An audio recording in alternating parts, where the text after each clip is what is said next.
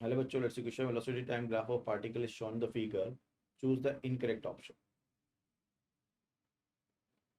तो की कॉन्सेप्ट हो गया हमारे पास बच्चों। की कॉन्सेप्ट क्या है? Work done, work done by net force, work done by net force from velocity time graph,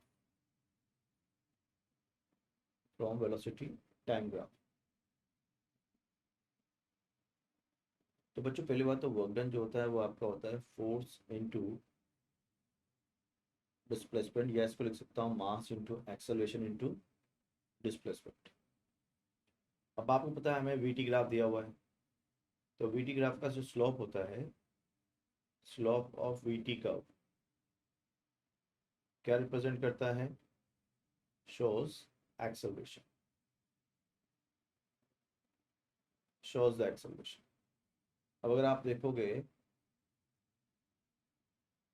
तो जो पार्ट ए बी है, ए बी पार्ट, उसके लिए स्लोप पॉजिटिव है,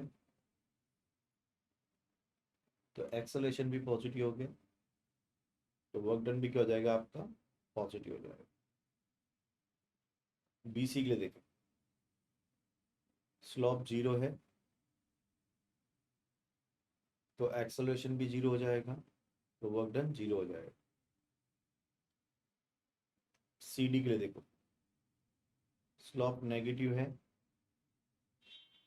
ना, तो एक्सेलरेशन भी नेगेटिव हो गया, लेकिन आपकी वेलोसिटी पॉजिटिव है, तो वर्क डन क्या हो जाएगा? नेगेटिव, क्योंकि डिस्प्लेसमेंट पॉजिटिव है।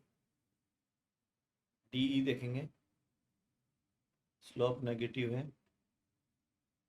Acceleration negative, velocity negative, displacement negative, तो ये नेगेटिव नेगेटिव पॉजिटिव जाएगा, तो work done is what? Positive.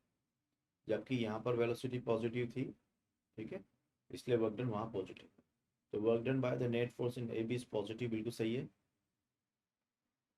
Work done net force in B C is zero, ये भी सही है। Work done by net force D is negative, ये भी सही है। वर्क डन, नहीं ये गलत है, work done C D is negative, ये सही है। तो हमको गलत देखना है, तो गलत क्या हो जाएगा इसमें बच्चों? क्योंकि वर्क डन में पॉजिटिव डी है ना, पॉजिटिव। तो फाइनल आंसर हो जाएगा third. I hope you understood it. Best of luck.